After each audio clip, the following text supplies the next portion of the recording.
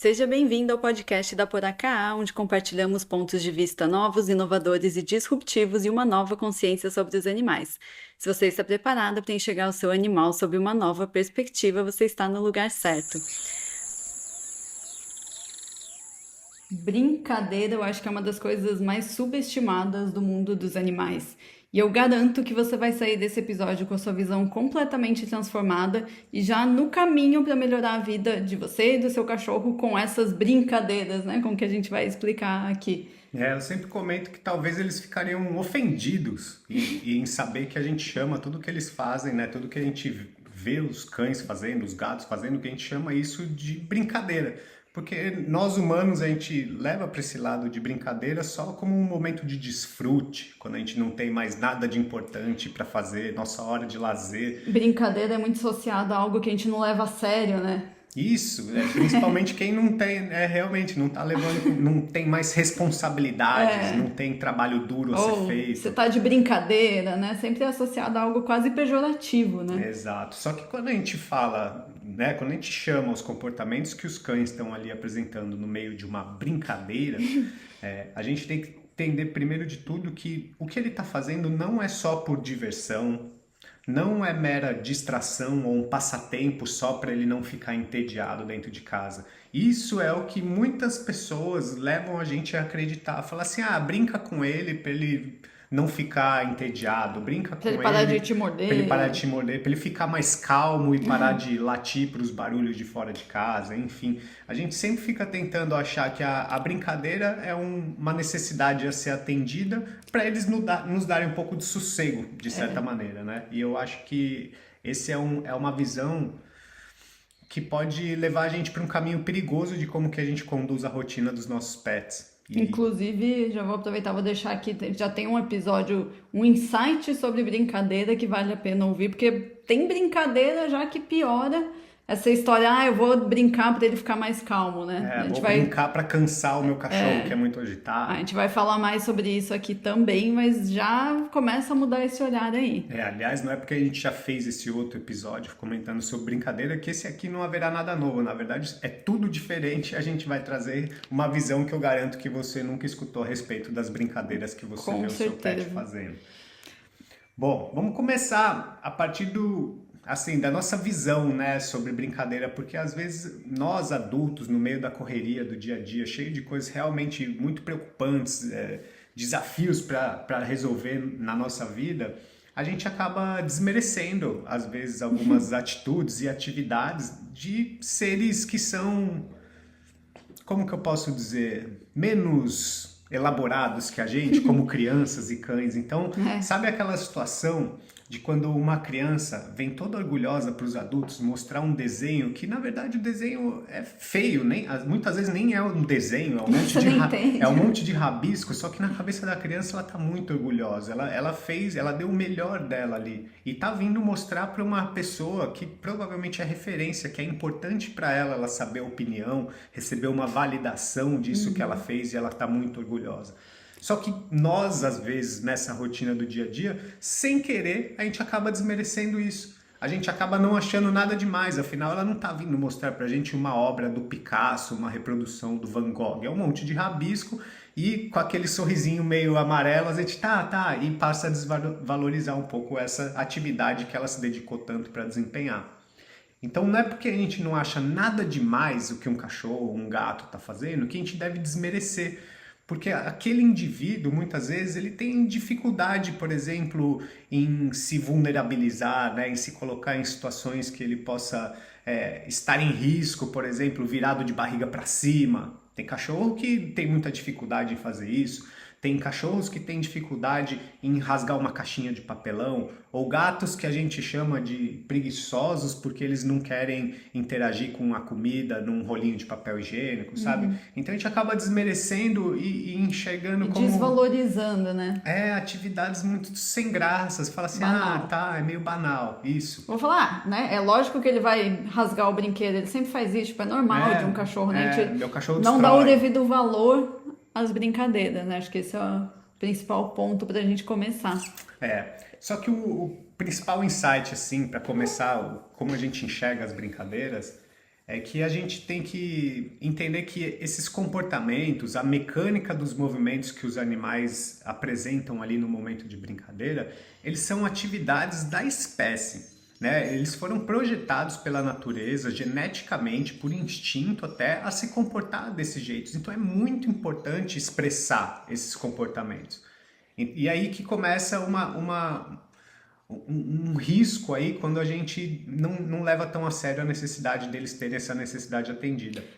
Para vocês entenderem até um pouco mais, ano passado eu fiz um curso de 5 dias que era só sobre brincadeiras. Aí depois eu fui passando os pontos principais para o Guilherme. E em um dos dias desse curso de 5, um dos dias teve uma aula com um neuropsicólogo, que ele é especialista em terapia assistida com animais. Então ele treina cães para participarem de terapia assistida, né? Levar em asilo, levar em escola, levar em hospital. E aí ele trouxe 2 informações muito legais que também já vai começar a mudar aí sua forma de enxergar o que é brincadeira e a importância, como o Guilherme está falando, a gente respeitar essas necessidades, esses comportamentos naturais. A primeira coisa que ele trouxe é que a brincadeira, ela libera endorfina. E isso faz com que no nosso cérebro fique marcado que esse lugar da brincadeira é um lugar seguro. Eu não vou falar mais sobre isso porque a gente pode falar depois, mas já anota isso. Então, a brincadeira faz com que ele sinta que aquele lugar é um lugar seguro. Inclusive, tem muitos estudiosos de comportamento que afirmam que um bom parâmetro para a real qualidade de vida, né, o quanto um animal está confortável num ambiente ou não, é observar brincadeiras. Se ele ele é capaz de brincar naquela situação, a gente pode fazer uma correlação de que ele está minimamente confortável ali. E o contrário também, né? Se também. ele não brinca... Então, nesse índice aí, né, o quanto um animal brinca, o quanto ele se sente à vontade para brincar. Situações? Em quais situações, em que momentos do dia dele. Isso. Então, tudo isso já é um bom parâmetro para a gente saber se realmente ele está vivendo bem na nossa casa, né? Se ele se sente seguro. Ou em algum lugar que você leva, né? No tipo, parque. No parque, casas de familiares, ou quando você leva ele para viajar junto de você. Então, observar a brincadeira pode ir muito além só da gente saber se ele está gastando energia ou se ele está desfrutando a vida, né? Ele está se divertindo. E, além disso, já guarda também que, assim como ela é um parâmetro, ela é uma solução. Porque se você conseguir fazer o seu animal brincar nessas situações, o cérebro dele vai anotar que esse lugar é seguro. Então, a gente já começa a enxergar a brincadeira como uma ferramenta muito maior do que parece, né? E aí a segunda informação só que ele trouxe é que a quantidade de brincadeira de um animal, ela é proporcional à plasticidade cerebral que ele vai ter. Então, quanto mais o animal consegue brincar, ter essa liberdade, se sentir bem, o cérebro dele também consegue ir se moldando cada vez mais às novidades e se adaptando com mais facilidade e criando novas conexões. Então, a brincadeira é proporcional à plasticidade cerebral. Olha a importância disso, né? A gente vê muito animal medroso que não brinca, como que ele vai ter bons aprendizados com pouca plasticidade cerebral, né? Então, vai bem profundamente, a gente vai pincelar aí mais algumas coisas, vai ser só para abrir, para ver se você consegue começar a se conectar aí com a importância disso. E até em relação a essa plasticidade, é o que a gente tanto fala no curso Inteligência Emocional para cães, justamente porque a gente não consegue treinar um cão para ele não sentir ansiedade, para ele não sentir medo, para ele não sentir receio das coisas. A gente consegue trabalhar essa plasticidade cerebral, dele conseguir superar momentos de estresse, ele conseguir se reequilibrar, né, se autorregular depois que alguma coisa difícil para ele aconteceu. Então, a importância de uma brincadeira bem feita, bem estruturada, uma rotina que tenha brincadeiras bem estruturadas, é realmente um alicerce assim, maravilhoso para a gente construir qualquer treinamento ou terapia comportamental num animal, sabe? Então... Só queria esclarecer que não é que a gente não consegue treinar, a gente não consegue eliminar completamente o medo, a ansiedade, Exato. Porque faz parte. Das emoções. Em algum momento ele vai sentir medo de algo, não tem como tirar do cérebro dele a emoção medo, né? Mas a gente pode ir trabalhando para que ele sinta cada vez menos e tenha essa resiliência. Usando um exemplo humano, né? A gente pode contratar o melhor psiquiatra, na verdade, a melhor equipe de terapeutas que seja possível né? Você pode ter Freud te tratando, você ainda vai ter a ansiedade, né? Ali como uma emoção primária, às vezes aparecendo na sua vida e você precisando lidar com ela. Nesse sentido, né, pensando do princípio de qual a função, por que um animal brinca, por que eles fazem do jeito que eles fazem, a gente precisa entender que as principais atividades lúdicas, que é como os cientistas de comportamento chamam as brincadeiras, elas envolvem, na verdade, comportamentos naturais de caça ou comportamentos de disputa de presas, né, ou interagir com presas. Isso vale tanto para cães quanto para gatos. Isso são para animais que exibem esse comportamento em vida livre. Eles caçam e têm algum tipo de interação com uma presa, seja para ele abater, seja para ele se alimentar, para ele brincar, enfim, né? Os gatos acabam ali se divertindo um pouco até realmente fazer uma refeição.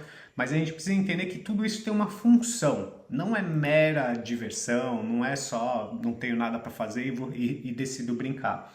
E aí até já fica a pergunta, se você já viu ou conheceu um cachorro que quando ele ganha um bichinho de pelúcia, ele vai direto no apito, né? Por que será que ele vai no apito? Por que a gente imagina que ele está fazendo isso? Um monte de gente acha que ele tem raiva do som. Que ele odeia o som, né? Os humanos, eu concordo que os humanos, assim, eu já vi vários humanos que se irritam muito com esse som agudo e principalmente quando o cachorro fica incessantemente apertando o bichinho com o apito.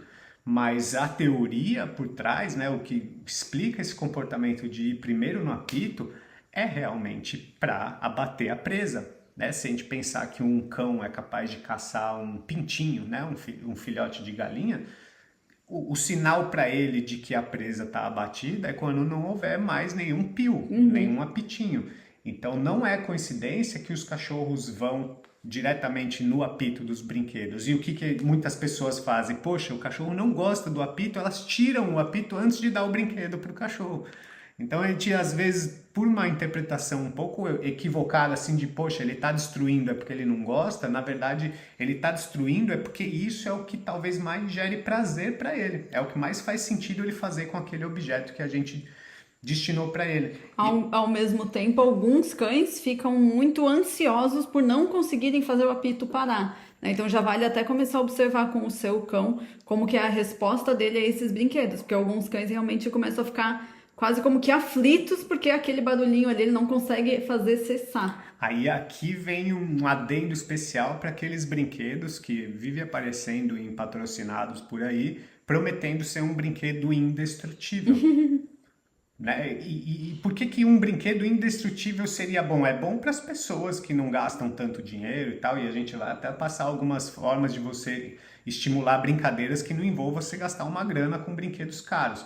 Mas aí eu devolvo a pergunta, por que um cachorro arranca a espuminha de dentro de um bichinho de pelúcia? Né? Porque isso é extremamente prazeroso para ele, é como se ele estivesse dilacerando, ele estivesse tirando as vísceras de um animal que ele abateu.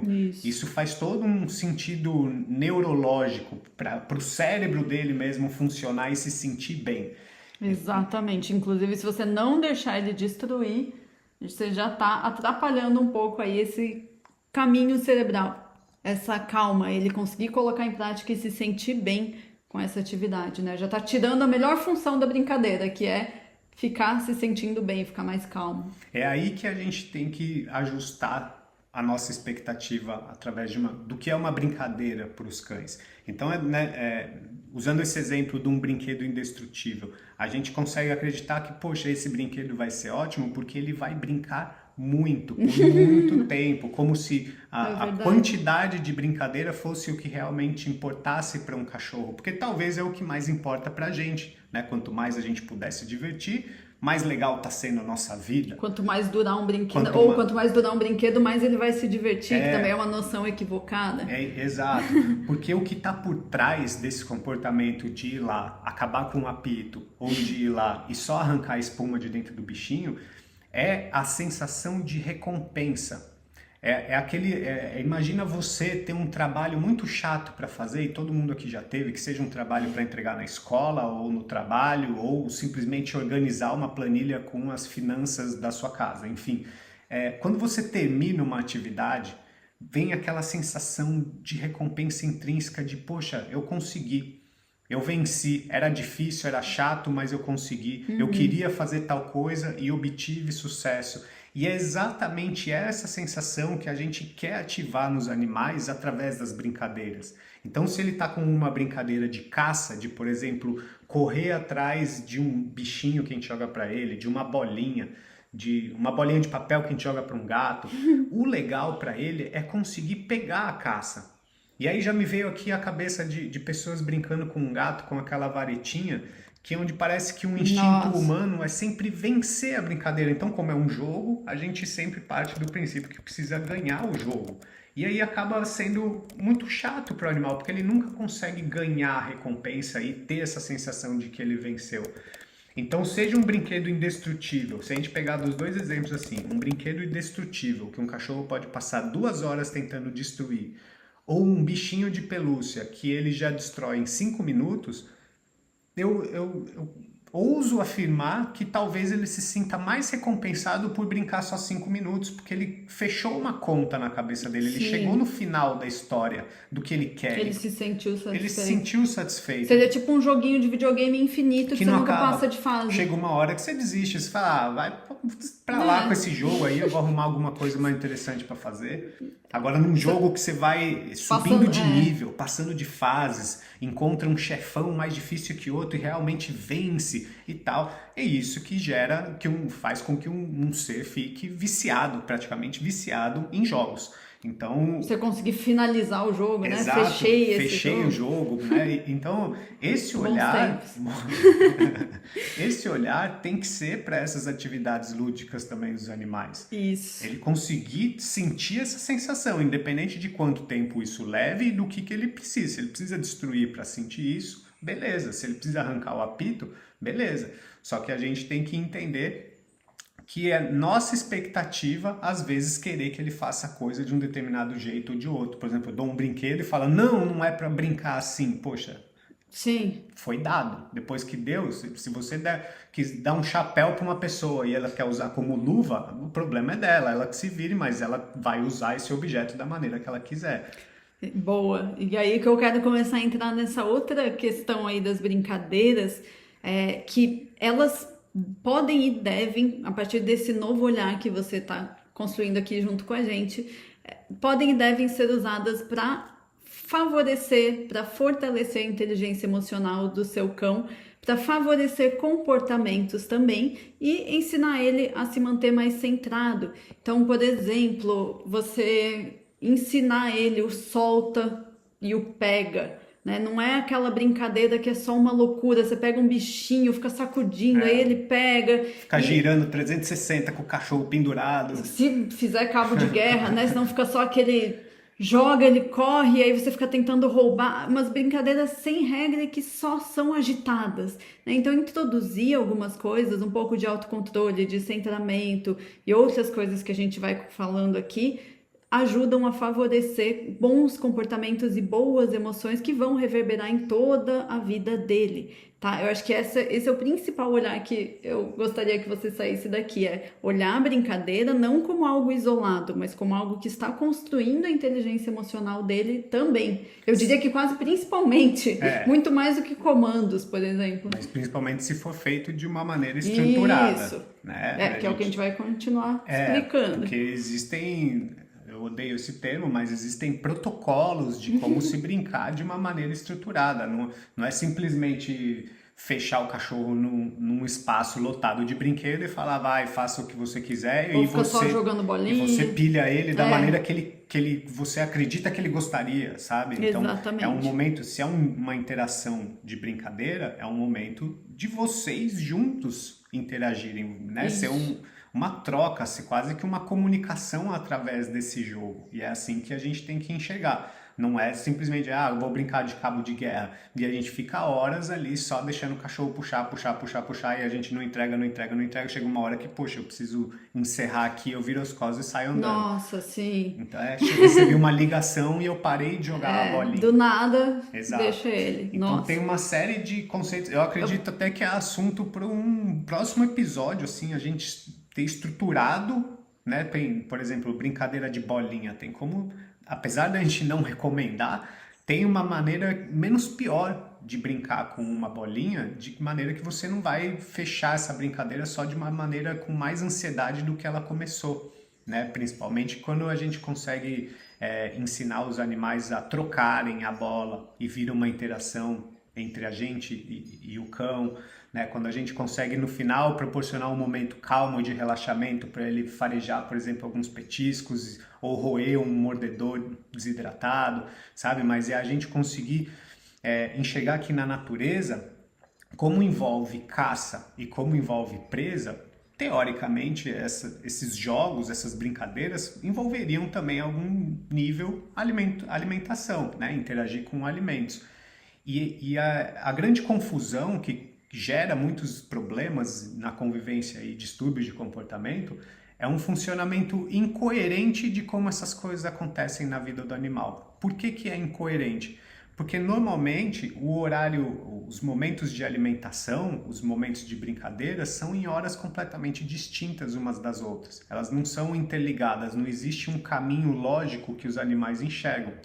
Por exemplo, como as brincadeiras são de caça, presa, né, e teoricamente isso resultaria numa refeição, existe toda uma ordem lógica na cabeça dos animais de ativação de diferentes neurotransmissores para eles funcionarem do modo mais ativo para o modo mais calmo. Porque no final da brincadeira, o animal tanto já está cansado como ele consegue uma refeição. E aí ele precisa com que o corpo dele, que o organismo dele esteja preparado para fazer uma digestão, para se recuperar, para se acalmar, sob influência de hormônios muito gostosos. Queria deixar mais claro um pouquinho. Pensa assim, né? Então, o animal na natureza, ele tá lá em jejum, aí ele fica muito ativo para perseguir a caça dele, procurar o alimento dele, sair farejando, enfim. Ele fica muito ativo, aí ele pega e aí vem esse momento de relaxamento onde ele começa a comer. Aí pode ter, por exemplo, correria atrás da presa, pode ter uma disputa com alguém pela presa, tem muitos comportamentos ligados à agitação. No final da história, ele precisa se acalmar. Deita, ele acha, pega a presa dele ali, gatos levam para cima de uma árvore, cachorros levam para a caminha, para a toquinha deles. Come, e aí de barriga cheia eles tendem a se esconder e dormir um pouquinho. Isso. Que geralmente a gente faz, eu diria que principalmente com cachorro, com gato é mais aleatório, mas com o cachorro o que a gente faz? Ele tá lá em jejum, a gente pega a comida dele, dá... Aí ele fica cheio de energia, porque ele, principalmente cachorro que come ração, porque ele teve um pico de glicose, né, um alimento rico em carboidrato. Ele fica cheio de energia, super agitado. Aí a gente começa a brincar, incentivar ele a ficar mais agitado, mais ansioso ainda. E, fim, aleatoriamente, né, a brincadeira simplesmente se encerra em algum momento quando a gente encheu o saco. Vai tomar banho, vai lavar louça. Quando a gente vai mudar, a gente cansou. A brincadeira simplesmente para aleatoriamente sem ter uma continuidade ali, um fim que faça sentido. Isso gera um looping também de ansiedade, de compulsão. A gente até já deu uma aula sobre isso dentro do Espaço Resgate da Essência, de qual a relação que esse tipo de situação tem com um aumento de reatividade, por exemplo, porque a gente está deixando o animal sempre ali num estado de ansiedade. E é impressionante como eles ficam condicionados a querer brincar depois de comer.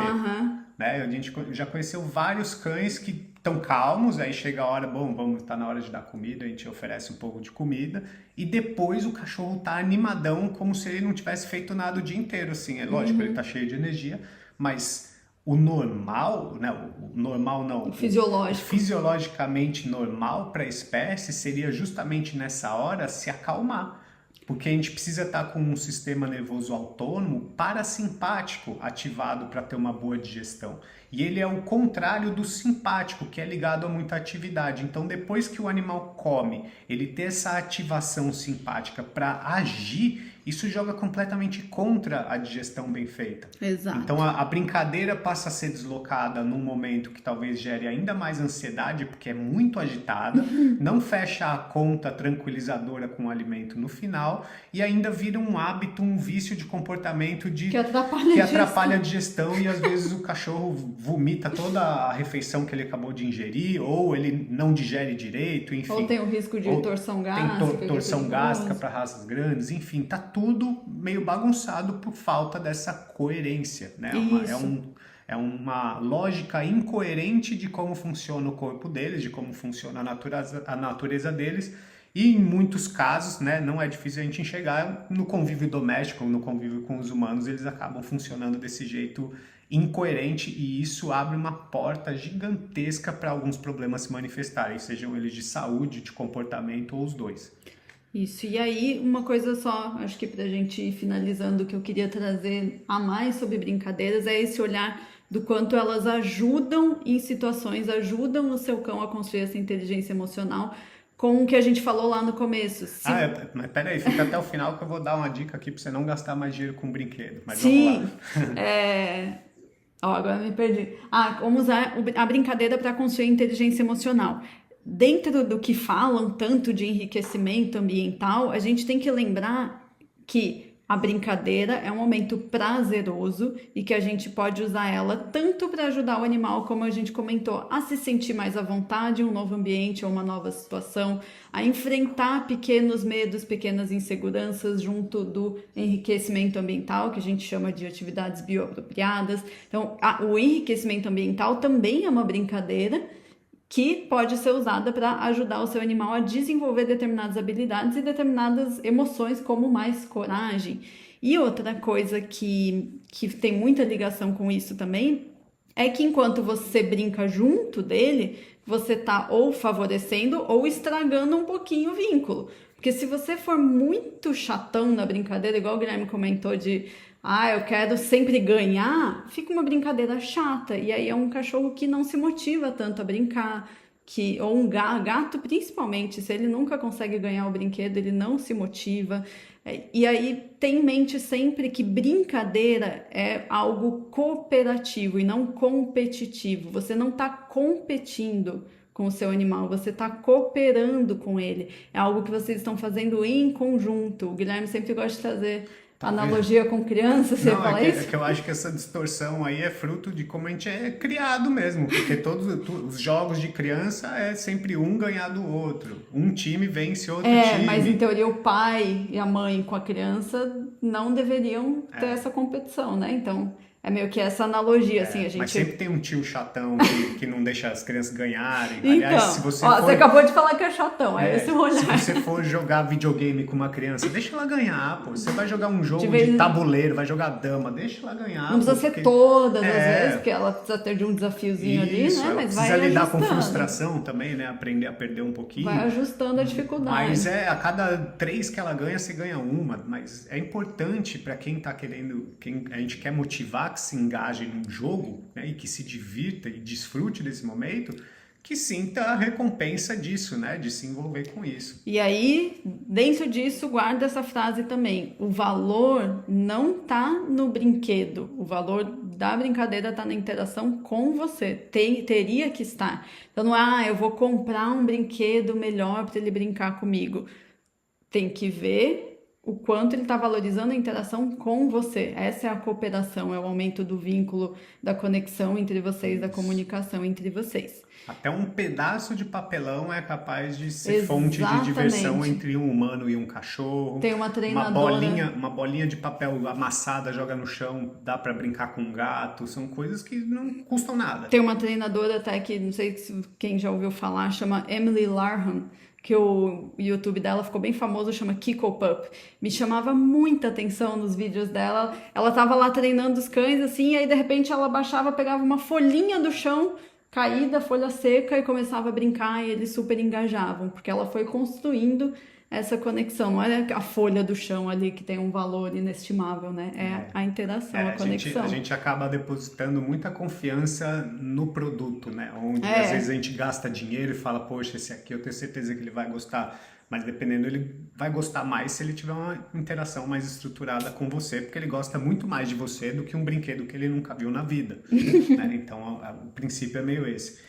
E o que eu comentei que eu ia ajudar você a não ficar gastando mais dinheiro com brinquedo é uma recomendação de você reciclar brinquedos. E o que pode ser até um brinquedo? Uma meia velha que você vai jogar, sabe aquela meia bem esgarçada, que já não tem elástico?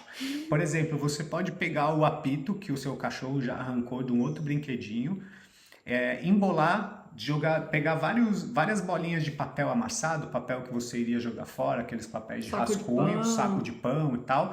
Você faz várias bolinhas de papel e preenche essa meia velha com pedaços de papel e o apito lá no meio. E aí você acabou de reciclar. É um novo bichinho onde ele pode rasgar, ele pode tirar todo o conteúdo de dentro, ele pode tentar matar o apito. E assim você vai usando, né, a criatividade para não precisar comprar o brinquedo indestrutível lá que aparece na rede social, né, um brinquedo que venha da Shopee lá, veio do outro lado do mundo, que promete resolver qualquer problema. Não é isso que precisa. Uma coisa que a gente fez, um reel, né, um conteúdo que fez muito sucesso, foi um parecido com esse que o Guilherme falou, mas a gente pegou um bichinho velho que estava destruído também, já com as espumas arrancadas, e ao invés de fazer o que muita gente faz, que é costurar de volta, né, a espuma para dentro, a gente trocou a espuma por saco de pão ali, e dá até para colocar uns petiscos no meio, se o seu cão não engole. Se ele engole, tem um podcast aqui sobre isso, também vale a pena ouvir. Mas é usar papel mesmo, coisas do dia a dia para preencher esse bichinho, porque a função vai ser a mesma, não precisa ser a espuma. Aí vira até uma outra sugestão, né, que é parte do porquê que a gente não recomenda brincadeira de bolinha, é porque as bolinhas mais usadas para brincar com o cachorro normalmente são bolinhas de borracha ou bolinha de tênis. E é muito difícil um cachorro conseguir destruir aquilo. E aí que acaba virando até uma interação que beira a compulsão por alguns cães, principalmente de algumas raças. Os cães realmente ficam compulsivos em ficar só querendo correr atrás daquele negócio que só pula. Eles nunca conseguem dilacerar. Então, se você quer fazer uma bolinha que seja muito mais legal, faça uma bola de meia. Faça uma bola recheada de papel, que não vai ter problema nenhum, é fácil dele conseguir destruir e, entre aspas, matar essa bola. E aí gera uma sensação de muito mais prazer no final desse jogo do que se ele só tivesse corrido atrás de uma bola de borracha, onde depois a gente pega e guarda no armário e ele não sabe o que fazer com toda a emoção, toda a descarga emocional que ele teve durante a brincadeira. Essa é a importância da destruição, porque a gente tem que deixar os animais destruírem e fazerem o que eles querem com o objeto que a gente está oferecendo como um brinquedo no final da história. Então a melhor sugestão que eu posso dar em relação aos brinquedos, quais são os melhores brinquedos, na minha opinião, são os materiais recicláveis, até principalmente o que você já está destinando e que iria virar lixo. Ali tem muito potencial de você proporcionar momentos de diversão, seja para um cão, seja para um gato. Às vezes até para crianças também é possível você usar a imaginação e fazer, quem sabe, até um castelo de papelão. Mas a gente é muito fã, principalmente de papelão e tecidos, né? Porque a gente consegue propor N coisas, né? N atividades diferentes usando materiais que são bem baratos e que normalmente a gente não dá valor e acaba descartando como lixo. Boa! Conta aqui depois pra gente se esse episódio realmente trouxe aí uma nova visão sobre esse assunto, que eu espero que a partir de agora você comece a aplicar e a enxergar essa brincadeira de um jeito diferente. É um tema que tem muito assunto, né? Eu quero trazer mais coisas aí também, a gente vai ver outro episódio para continuar isso, porque é bem importante. E se você gostou desse episódio, como uma troca pra gente, compartilha ele com alguém que tem um cachorro, deixa 5 estrelas aqui para que ele chegue a mais pessoas na avaliação. Se você compartilhar no Instagram, se você não segue a gente ainda, segue lá, @poracá, marca a gente com o seu cachorro brincando pra gente ver também. E muito obrigada hoje por nos ouvir e ter escolhido expandir a consciência sobre o seu animal.